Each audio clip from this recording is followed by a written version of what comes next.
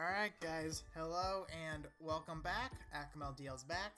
And well, in case if you have been keeping up on my channel, I am going to start to be more active, especially because 1.5 year Annie is like right around the corner. And well, I did do a stream. I did react to the digest. I did leave a timestamp. So feel free to watch that for all the information as I'm screaming. But this video, in case you couldn't tell about the title and thumbnail, Gala Alex is the next Gala Regalia coming out in 2 days from today. Well, not for me at least, it's on the 27th. Let's go over her, really. Now then, I know, they did show her in the obviously a digest, but while I was looking at her, they actually didn't include some information. So I'll very quickly go over everything we know and then go over new information that we now know about her.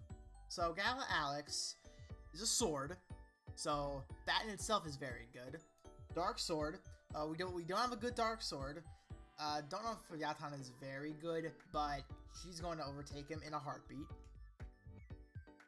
So then first of all, I'll be going over the skills in case if you guys don't want to read a mountain of text. Alright, so Crisis Edge is our first skill. Shadow damage and reduces defense by 5% for 15 seconds. My bad.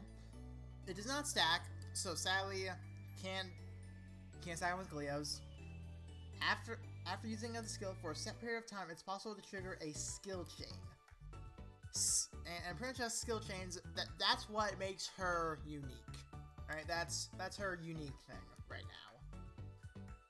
Then, using Crisis Edge during this window will make it deal shadow damage and deal bonus damage afterwards. And in both cases, it is increased against foes with reduced defense. Now the one says a chance to use the skill chain. Pretty much how her skill chain works. Let's actually go down to it very quickly. The skill Reservoir fills as you hit enemies with attacks, and it's possible to fill up enough to unleash skills up to 3 times. So apparently this bar right here, that can go up to 3. Every time you use a skill, it depletes by 1. When it depletes, it does increase damage. That should be simple enough. Once skill chain activates, enemies will suffer additional effects and damage that may be based on skill combination and the state of the enemy. And the different states of the enemy, let me double check and see if it says it up here. Yes, actually right here. Furthermore, if the target meets one of the following conditions when using Umbral Erasure. Wait, why not Crisis Edge? Interesting. This also results in a skill chain, altering the effects of Crisis Edge if it's used during a skill chain window. In this case, it'll deal shell damage along with the following bonus effects. So then the first bonus effect is if the target has a buff, the skill will dispel 1 buff and deal bonus damage afterward. This bonus damage will be increased if the foe's defense is reduced, obviously, and also if the target is in break state. So it's also like a mini broken Punisher as well. When you consume I'm called skill counter, I think, if I remember that. This skill will deal extra damage to them. It'll also deal bonus damage afterwards. This bonus damage will also be increased if the enemy being in break state. If an enemy meets both above conditions, condition 1 will be prioritized. So what that means is if the enemy has a buff and also is in the break state, it will only dispel the buff. It will pretty much ignore the break state of bonus damage, but it will do the dispel bonus damage. Simple enough. Not too terrible there. Now then, on to the second skill. Umbral Erasure. So shadow damage and inflicts poison after using the skill. Activates. It would then activate the skill chain. It deals bonus damage. Both cases will do increased damage against poison foes. So pretty much inflicts poison, and it's also a poison punisher as well. Furthermore, if it meets a requirement, blah blah. So then,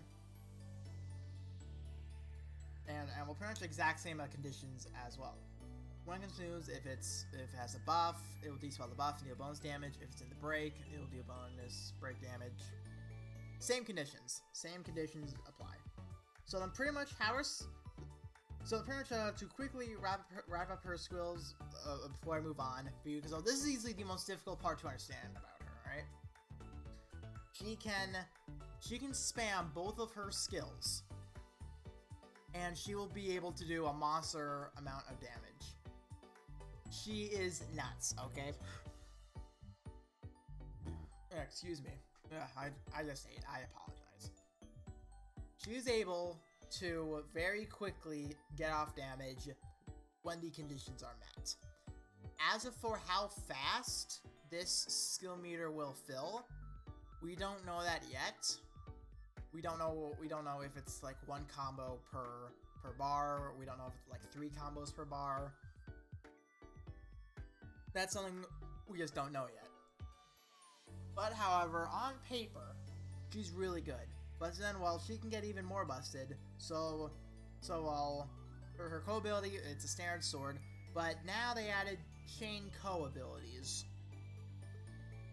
And well, on the Android version, right now at least, they will obviously add it to Apple whenever that comes. But right now, everyone in the game right now has chain co abilities. So her chain co ability is Shadow Poison equals user strength is increased by 13%.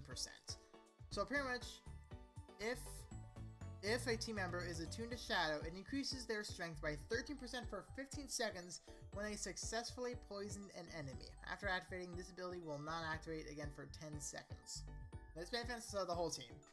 So pretty much, people that poison when they're Shadow, they get a strength boost when they get off a poison. And well, as in accordance to her second skill, she poisons. So she's giving herself a strength buff, as well as poisoning, having poison punisher in that skill, and also breaking defense as well. Then she also has poison punisher and reduced defense punisher.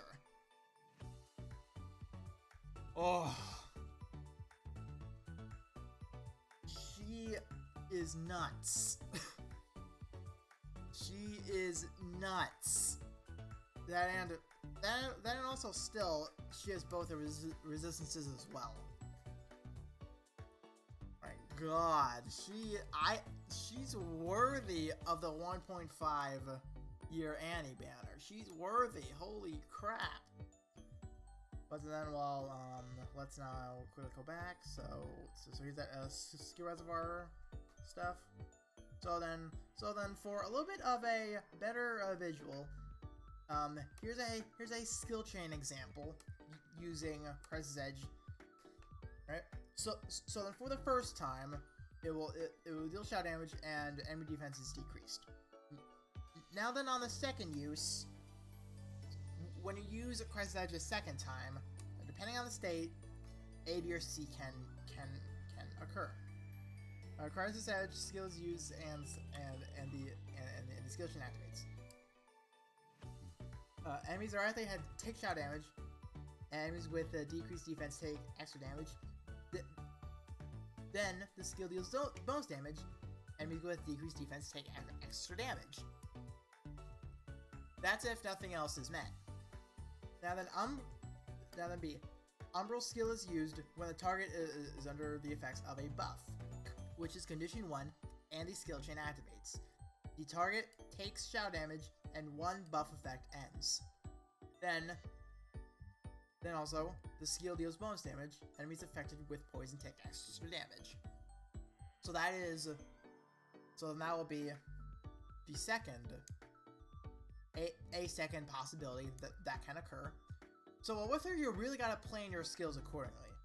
Then for a third umbral skill is used, or when the target is in break state, which is condition 2, and the skill chain activates. The target will then take shadow damage. Enemies in the break state attack extra damage. Then the skill deals bonus damage. Enemies in the break state take extra damage again.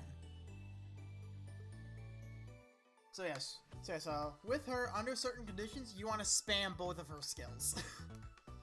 Other than that, it's really conserving skills and really trying to plan out your skills in order to get the most damage, especially when they reach that break state. When they reach that break state, I can see her easily doing 200, 300k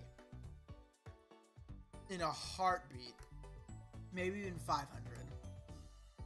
I don't know if she can hit that 1 million mark, like I've seen some people be able to do. Oh my god, my food's kicking my ass right now. Jesus. Now then, I will not go over the umbral, or her second skill, because it pretty much follows the same pattern as the first skill. But well, as of for, should you summon? First of all, she's still 2 days away. So for those who are just getting back, you still have time to save. All right. You have 2 days to just try and clear any content you can. But also, however, there are 6 free multis, 1 for each day she is here. So what I recommend is, most of you are going to ignore me here, but so be it. Save. Wait until your free multis are done. Alright? Because 6 free multis, that's a lot of free multis right there. That's a lot of free multis. Save until after your last free multi, then you summon. Because if you pulled her before you spend, you just got a busted unit for free. They pretty much gave you a busted unit. So, save. Wait until your free multis are done. I cannot stress that enough. Most of you are going to ignore me because waifu. That's what all of you are going to do.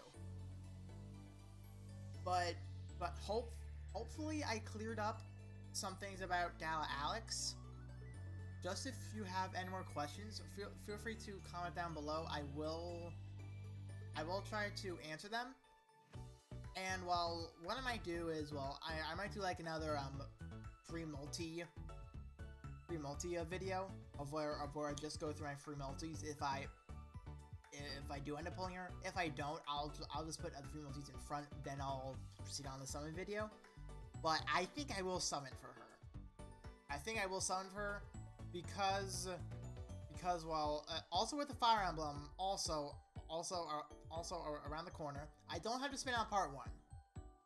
I already have videos of me summoning on technically part 1, but part 2 I will be summoning on obviously, because, well, because of all those. Because potentially another 3 new units, either 2 or Ender Dragon maybe, who knows. But either way, that's it for this video. Hopefully you guys have learned something. Hopefully this video dictated whether or not you will summon for her or not summon for her. And yeah, get ready for a little bit more content to be coming out because of everything that's happening in the real world and in Dragalia. So I will see you all next time.